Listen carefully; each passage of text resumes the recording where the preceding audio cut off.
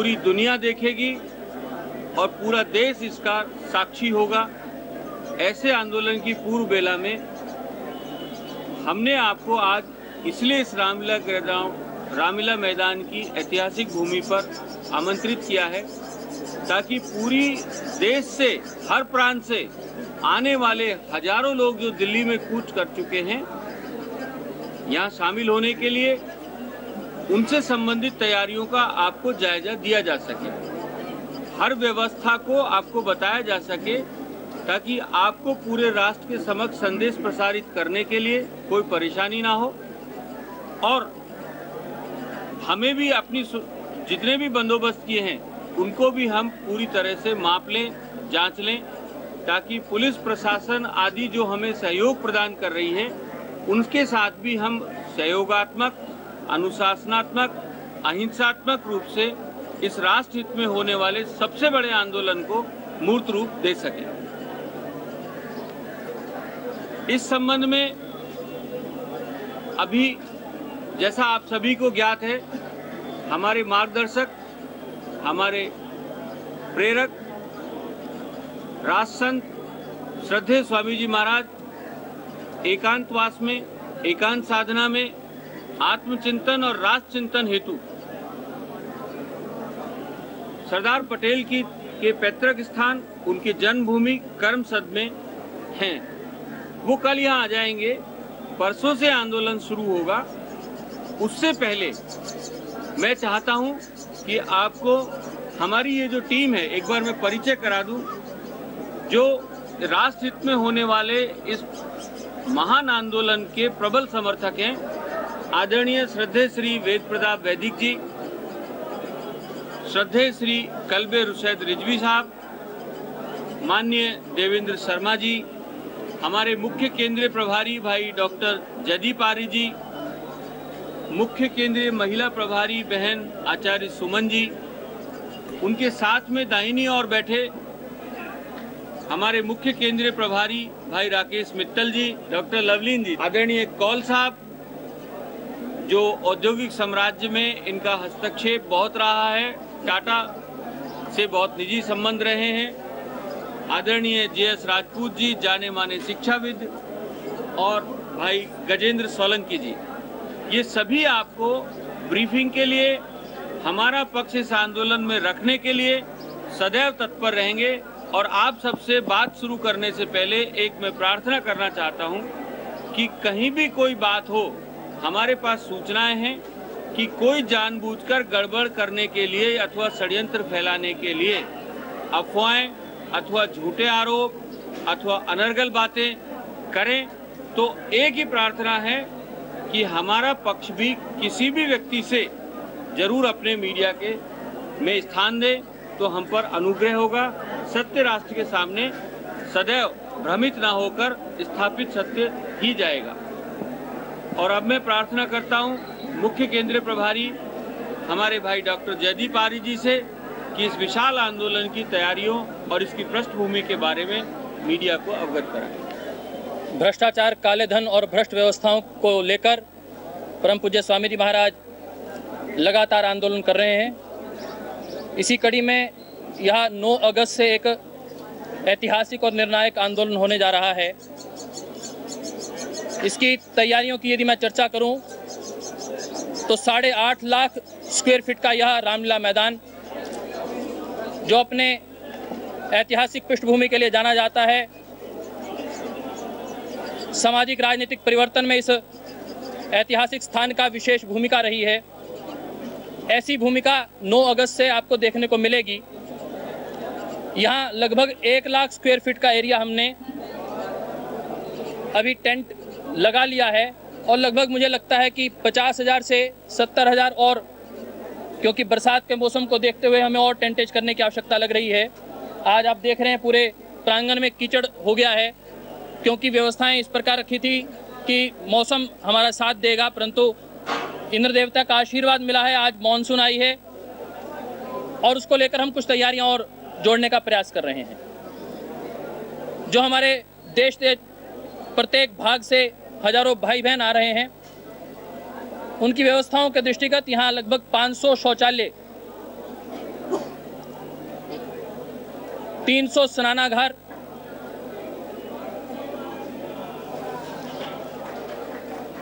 First aid की व्यवस्था,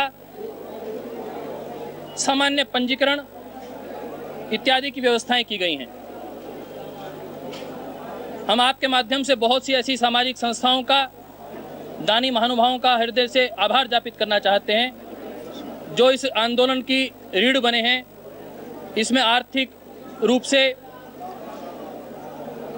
भोजन सामग्री के माध्यम से सहयोग कर रहे हैं। अनुभूति नाम की यहाँ दिल्ली की एक संस्था जो पहले से ही भोजन के माध्यम से सामाजिक कार्यों में अपनी भागीदारी करती रही है, उन्होंने यहाँ पर कार्यकर्ताओं के भोजन की व्यवस्था का भी दायित्व लिया है।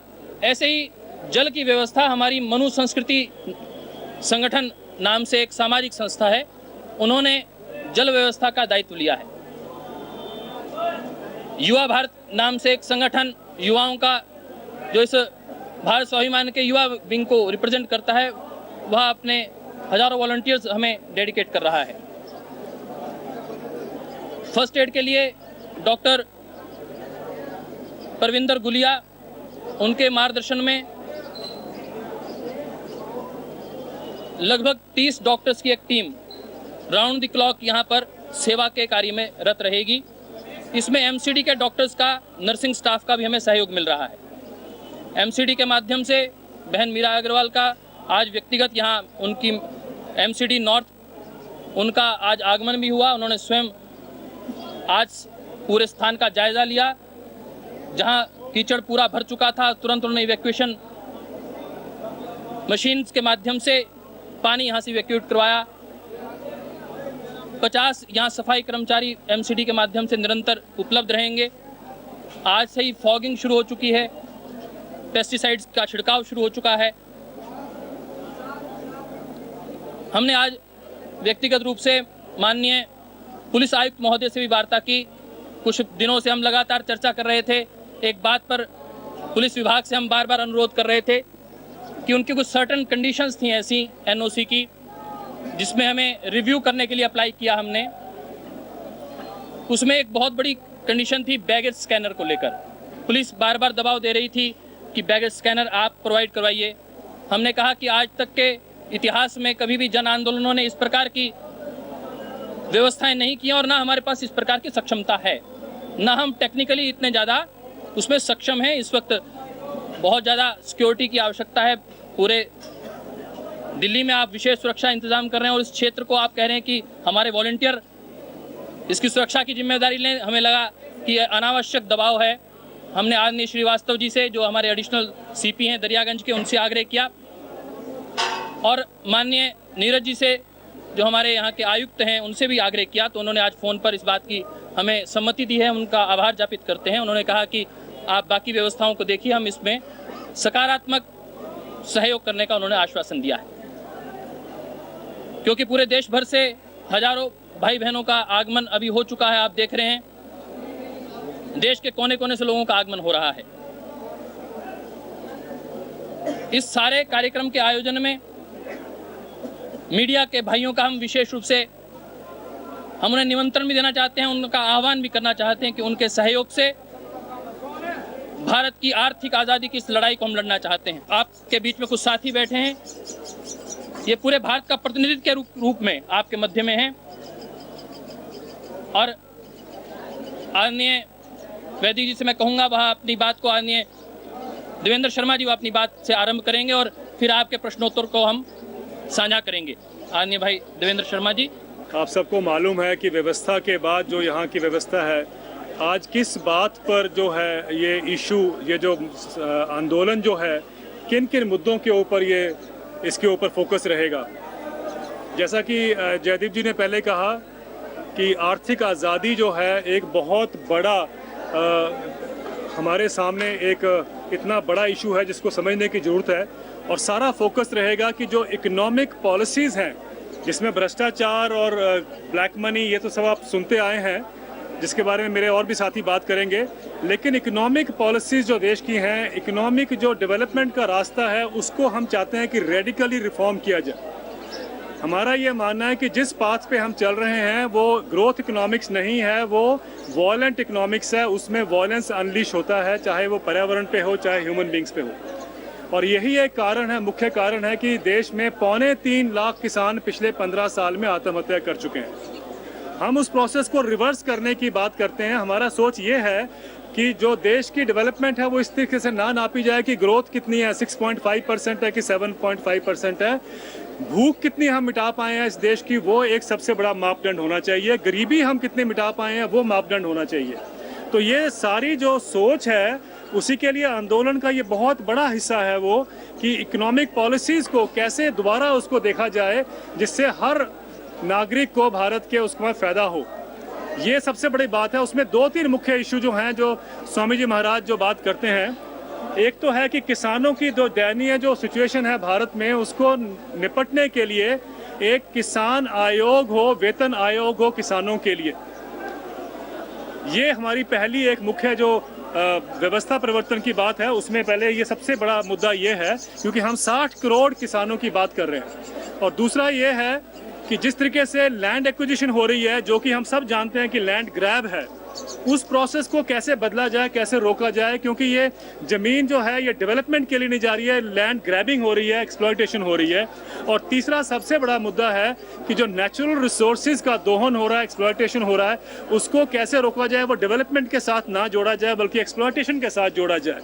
तो ये मुख्यतः 3 जो व्यवस्था परिवर्तन के इशू हैं। बाकी एजुकेशन, हेल्थ और वो मेरे साथी अलग अलग जो विषय के एक्सपर्ट्स हैं, स्पेशलिस्ट हैं, वो बात करेंगे। लेकिन ये ब्रॉडर जो इकोनॉमिक एजेंडा है, हम उसके ऊपर फोकस लाना चाहते हैं। हमारा यह मानना है कि चाहे चिदम्बरम साहब हों, चाहे मनमोहन सिंह साहब हों, जो वो इकोनॉमिक नीतियां लेके आ रहे हैं वो देश के लिए नहीं, वो अमेरिका के लिए सूट करती हैं। और सारा फोकस हमारा अमेरिका की बेनिफिट के लिए है, ना कि भारत की बेनिफिट के लिए है। तो ये छोटी सी जो आपको लगती हैं छोटी बातें हैं, लेकिन इसका बहुत व्यापक इसका रीच है, फोकस है, बड़ा इसका जो इसका इम्पैक्ट है, उसके बारे में हम चाहते हैं जन चेतना हो, लोग समझें। और ये जो अगला जो आंदोलन हो रहा है, शुरुआत जिसकी हुई है, जिसकी होगी, वो उसके माध्यम से हम देश को बता पाएं कि आपके लिए, आपके हित में क्या चीज़ें हैं जो सरकारों ने आज तक उस पर ध्यान नहीं दिया, जो हम सबको मिलकर अब सरकार का फोकस उस पर लाना पड़ेगा। बहुत बहुत धन्यवाद।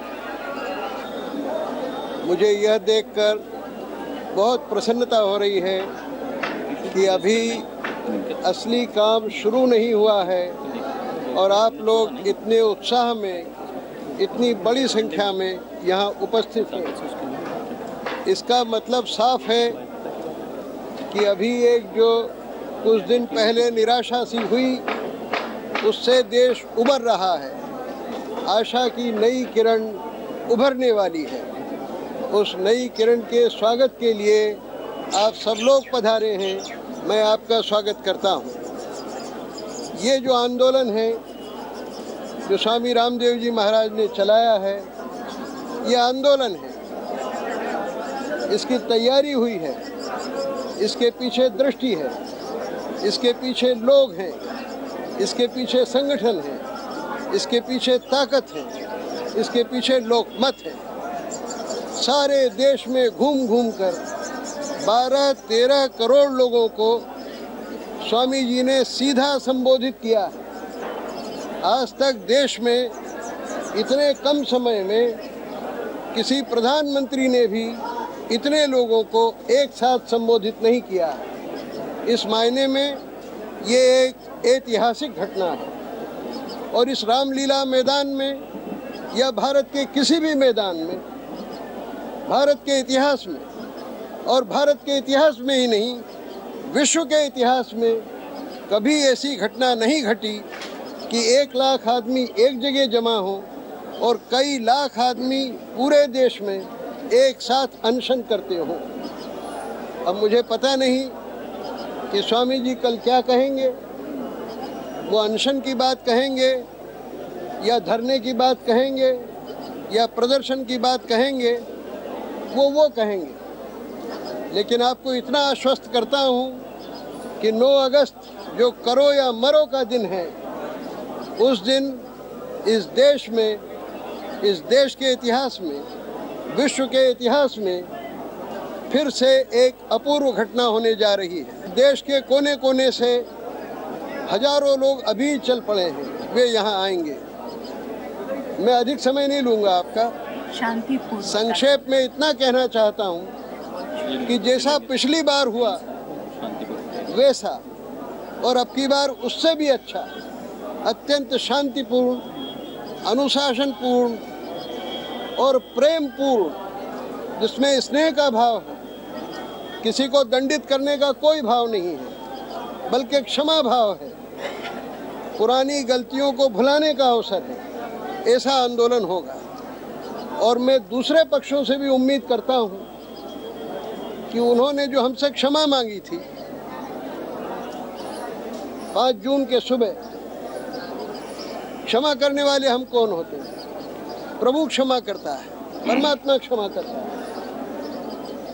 उन लोगों को भी इस बार ये सम्मेलन प्रायश्चित का अवसर प्रदान करेगा कि वो अपनी भूल को स्वीकार करें और लोकतंत्र का सम्मान करें।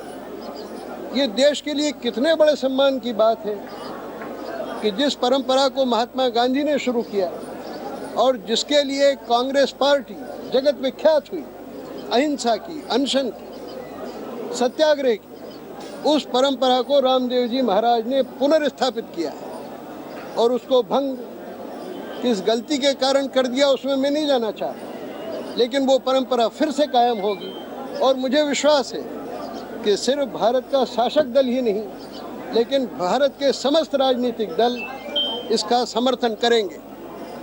और उसके लिए रामदेव जी महाराज ने सन्यासी होते हुए अहंकार का परिचय नहीं दिया, सब नेताओं से मिलने गए, सब नेताओं को अपनी बात समझाई।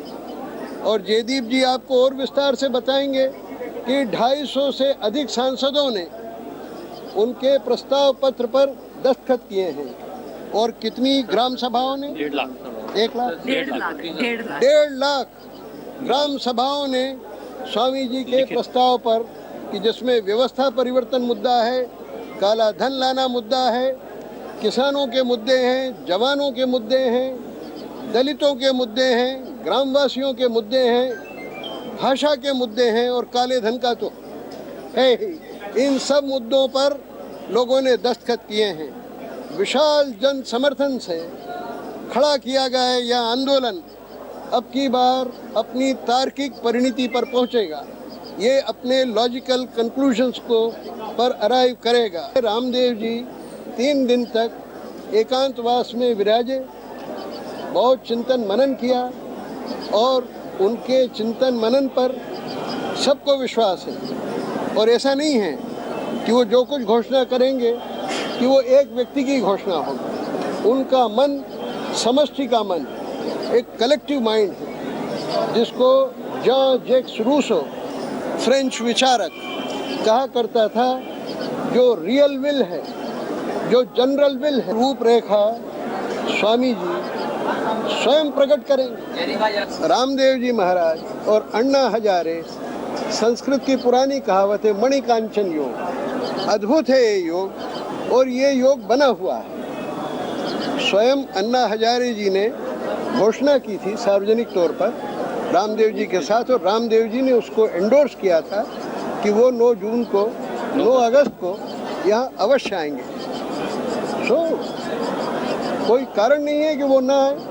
अन्ना के विषय में ही हम टिप्पणी कर सकते हैं। उन्होंने सार्वजनिक रूप से पूरे देश के सामने वायदा किया था कि 9 अगस्त से होने वाले इस महान आंदोलन में वो शरीक होंगे। हम तो ऐसा विश्वास करते हैं। उन्होंने हमें बुलाया, हम वहाँ पर उनके आंदोलन को पूरी तरह से आत्मा से, तन से, मन से, समर्थकों से समर्थन देने पहुँचे। मुद्दा वहीं का वहीं है, भ्रष्टाचार वहीं का वहीं है। जब तक मजबूत लोकपाल नहीं बनेगा तब तक मुद्दा समाप्त होने वाला नहीं है। बिल्कुल आएंगे, अन्ना जी आएंगे, हमें पूरा विश्वास है। देखो भाई, ऐसा है, स्थिति और परिस्थिति रोजाना बदलती है। अन्ना टीम के शीर्ष हैं, इधर परम पूज्य स्वामी जी महाराज हमारे शीर्ष पर हैं। दोनों का संवाद हुआ पूरे देश के सामने। अन्ना जी ने स्वयं घोषणा करी कि मैं आऊंगा। अब हम उसके बाद में वो टीम अन्ना से बात करें। हमने पूरे देश को खुला निमंत्रण भेजा है, किसी को हमने निमंत्रण पत्र नहीं भेजा। पूरा देश आए, ये पूरे देश का मामला है, 121 करोड़ देशवासियों का मामला है। पूरे देश के गौरव के प्रतीक इस माँ भारती का प्रश्न है। राष्ट्र संकट में है, राष्ट्र खंड खंड हो रहा है, उसको अखंड बनाने वाले सरदार पटेल की भूमि पर वरना एकांत साधना, राष्ट्र चिंतन और आत्मचिंतन हेतु इस महत्वपूर्ण पल में, इस ऐतिहासिक आंदोलन की पूर्व बेला में स्वामी जी गए हैं। इसका कुछ अर्थ है ताकि देश को कुछ मिले, देश बचे, लोकतंत्र बचे, काला धन आए, भ्रष्टाचार मिटे, आर्थिक और सामाजिक न्याय मिले, यही हमारा है। देखिए, हम महात्मा गांधी जी के अहिंसा के पाठ को जिन्होंने सारी दुनिया को पढ़ाया, अब उसी पार्टी का नाम, उस गांधी जी का नाम लेने वाले अगर पाठ भूल जाएं तो पाठ भूल जाएं। हमने तो कल भी कहा था कि हम गांधी जी के अहिंसा के पाठ को, उनके अनुशासन को पूरी तरह जीते हैं, पूरी तरह पालन करते हैं और वैसा ही करेंगे। इसीलिए हमने इस बार कहा कि प्रशिक्षित वॉलेंटियर्स लगाए गए हैं, उनको प्रशिक्षण भी इसी तरह दिया गया। ये भारत है, भारत की सभ्यता है, तहजीब है, संस्कृति है। हमने जो कुछ हासिल किया अहिंसा के रास्ते पर चलकर, अनुशासन के मार्ग पर होते हुए, मर्यादा में बंध कर ही किया, उसको हमें भंग नहीं करना है। देखिए, ऐसा है कि पुलिस और प्रशासन ने, जैसा पहले कह रहे थे, शासन ने भी शायद प्रायश्चित करने का मौका ले, वो अपनी गलतियों से सीखे। उन्होंने देश का नाम, पार्टी का नाम पूरी दुनिया में खराब हो ऐसा वो नहीं करेंगे, ऐसा हमारा परम विश्वास है। कानून और शासन का पालन करने वाली समस्त संस्थाएं हमें सहयोग दें। ये हमारा भी फर्ज है कि हम भी उन्हें उसी तरह से पूरा सहयोग दें और किसी तरह से अनुशासन को भंग ना करें। आंदोलन का प्रारूप और प्रकरण जो आत्मचिंतन, राष्ट्र चिंतन के बाद में श्रद्धेय स्वामी जी महाराज परसों सुबह पूरे देश को और आप सबको अवगत करा देंगे। देखिए, ये सिर्फ एक सम्मान का प्रतीक है, ये निर्णय कुछ नहीं हुआ है। स्वामी जी मानस बना चुके हैं, पूरी तरह तैयार है। स्वामी जी अपने मुंह से कहें, ये बात सभी को अच्छी लगेगी, इसी बात के लिए हम नहीं बोलेंगे। आदरणीय कलबे रुशैद रिजवी जी अपनी बात रख रहे हैं, उसके बाद में हम प्रश्नों का उत्तर के लिए रख रहे हैं। आप जानते हैं कि इस हिंदुस्तान में डेमोक्रेसी के प्रति जो लोग भी ईमान और विश्वास रखते हैं, वो अपनी आवाज़ उठाने अपने शहर के बड़े मैदानों में जमा होते हैं। रामलीला मैदान उन मैदानों में से एक है जो हिंदुस्तान में होने वाले कई इनकलाब का गवाह रहा है। पिछले साल क्या था वो भी आपने देखा। इस साल सारे लोग जमा हो रहे हैं, हर मजहब और मिल्लत के लोग जमा हो रहे हैं, सब हिंदुस्तान के लिए जमा हो रहे हैं। और मैं समझता हूं कि इससे बड़ा अवसर नहीं होगा जब आपका भी साथ रहेगा और सारे हिंदुस्तानियों का साथ रहेगा। टेक्निकल जो बातें आपको करनी है वो आप हमारे भाई प्रदीप भाई से। इस पूरे रामलीला मैदान में 5 दरवाजे और हैं, जो मेरे दाईं ओर आप देख सकते हैं। मीडिया के लिए एक दरवाज़ा राइट हैंड पर है, वहाँ से मीडिया के भाइयों की विशेष व्यवस्था रखी गई है और उनके कैमरे हमने पिछले आंदोलन में देखा किस प्रकार हमारे भाई बहनों ने वहाँ मेहनत की और उनके ऊपर छत की व्यवस्था नहीं थी। पूज्य महाराज जी ने हमें निर्देशित किया कि आदरणीय पत्रकार बंधु बहनों के लिए भी पूरी व्यवस्था रहे, ताकि उनको ऐसा न लगे कि वह जो इस लोकतंत्र के चौथे पायेदार हैं और भारत की आवाज़ को पूरे विश्व तक रखने की बात रखते हैं, उनकी भी पूरी व्यवस्था रखे। तो बिल्कुल सामने मीडिया के भाइयों की व्यवस्था रहेगी।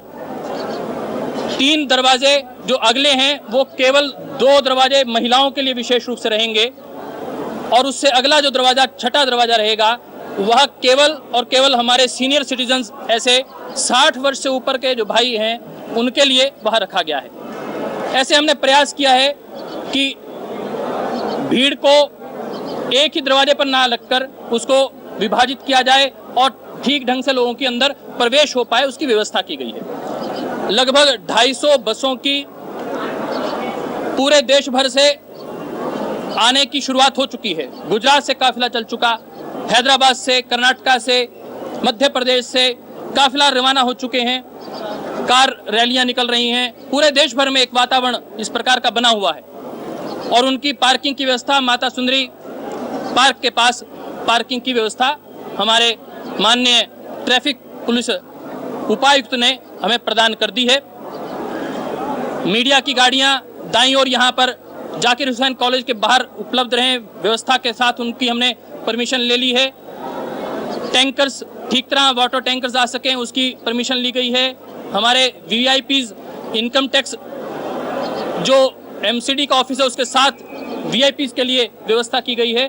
तो ये सारी व्यवस्थाएं तय हुई हैं। 30,000 लोगों की हमें अभी अनुमति मिली है। हमने अपने आंदोलन में अपने संगठन के जो प्रतिनिधि हैं उन्हें आमंत्रित किया है, उनकी संख्या हमने दी है। पूरा देश इस जनाक्रोश में भ्रष्टाचार के खिलाफ अपनी आवाज को स्वर देने के लिए पूरे देश भर में आंदोलन होगा। और 30,000 हमने अराउंड 30,000 शब्द का जो पुलिस ने इस्तेमाल किया है, और वह परमिशन एनओसी जो है वह आंदोलन के लिए ली गई है। आंदोलन माने जन जागरण के लिए ली गई है, माने सरकार को भारत की आवाज पहुंचाने के लिए ली गई है, माने ग्राम सहमति पत्रों का यहाँ प्रस्तुति करने के लिए नहीं, उसको हम बकायदा माननीय मुख्य प्रधानमंत्री जी को हैंडओवर करने जाएंगे। उन्होंने एक चर्चा रखी कि भारत के इलेक्टेड लोग उनके स्वर क्या हैं, आप उनके स्वर तो नहीं है। तो हमने इलेक्टेड जो लोग हैं, जो गांव से रिप्रेजेंटेशन लेकर आए हैं, जो भारत की लोकसभा के रिप्रेजेंटेटिव लोग हैं, उनसे रिटर्न वह दस्तावेज इकट्ठे किए हैं।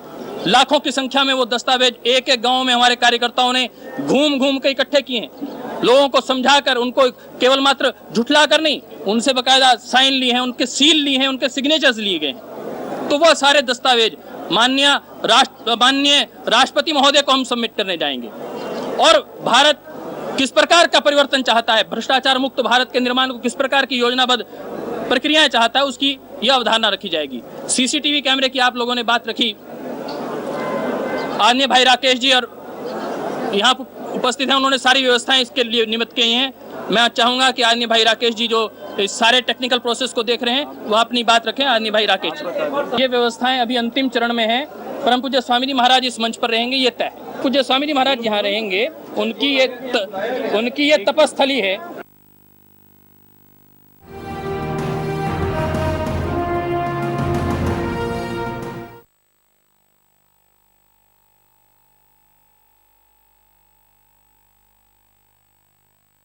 अगस्त 1925 काकोरी कांड ने अंग्रेजों की चूल्हे हिला दी।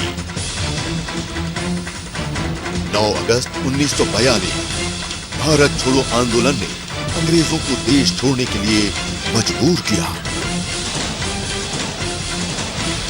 9 अगस्त 2012 देश के सत्ताधीशों को काला धन वापस लाने को बाध्य करने के लिए ऐतिहासिक अहिंसक क्रांति का आगाज। भ्रष्टाचार कलंक है, काला धन षड्यंत्र है। आओ सब मिलकर करें प्रहार, खत्म करें ये भ्रष्टाचार। देश के प्रत्येक जिला, तहसील एवं गांव से 9 अगस्त के दिल्ली के रामलीला मैदान के आंदोलन के लिए कार्यकर्ताओं एवं जनता में जबरदस्त उत्साह है। देश के दूर दराज के प्रांतों से हजारों कार्यकर्ता एवं आम लोग इस ऐतिहासिक एवं निर्णायक आंदोलन में भाग लेने के लिए 2-3 दिन पहले ही घरों से निकल चुके हैं। जहां सुदूर प्रांतों से लोग ट्रेनों से आ रहे हैं, वहीं गुजरात, महाराष्ट्र, मध्य प्रदेश, आंध्र प्रदेश एवं पूर्वांचल से बसों एवं गाड़ियों के साथ हजारों देशभक्त जागरूक लोग दिल्ली के लिए कूच कर चुके हैं। 9 अगस्त के आंदोलन के प्रमुख मुद्दे 400 लाख करोड़ रुपए काला धन देश को दिलाने के लिए तथा 20,000 लाख करोड़ रुपए की भू संपदाओं को बचाने के लिए, भ्रष्टाचार को मिटाने के लिए सीबीआई, सीवीसी, कैग, चुनाव आयोग की नियुक्ति निष्पक्ष हो तथा मजबूत लोकपाल बिल तुरंत पास हो, public service delivery guarantee act सब राज्यों में हो तथा शिक्षा में सदाचार बढ़ाकर भ्रष्टाचार मिटाया जाए।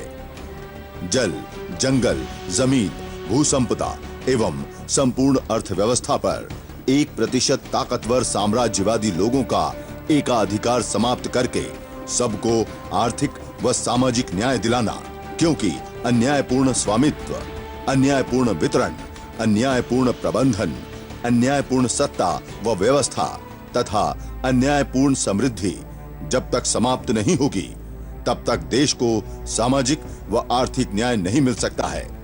साम्राज्यवादी अन्यायपूर्ण ब्रिटिश भ्रष्ट व्यवस्था के स्थान पर न्यायपूर्ण स्वदेशी अर्थव्यवस्था लागू करने के लिए, भारत को विश्व की आर्थिक व आध्यात्मिक महाशक्ति बनाने के लिए सभी देशभक्त भाई बहन, किसान, जवान, हिंदू, मुसलमान, सिख, ईसाई, दलित, वाल्मीकि, आदिवासी, सभी ग्रामवासी इस परिवर्तन की महाक्रांति में सम्मिलित होकर देश बचाने के लिए एक आदर्श भूमिका निभाएं। अपने हक की लड़ाई हमें खुद लड़नी है। हमारी लड़ाई कोई राजनीतिक पार्टी, नेता या कोई बड़ा खानदान लड़ने वाला नहीं है। जनहित व राष्ट्रहित में आंदोलन करने का हमारा कानूनन, संवैधानिक, मौलिक व लोकतांत्रिक अधिकार है।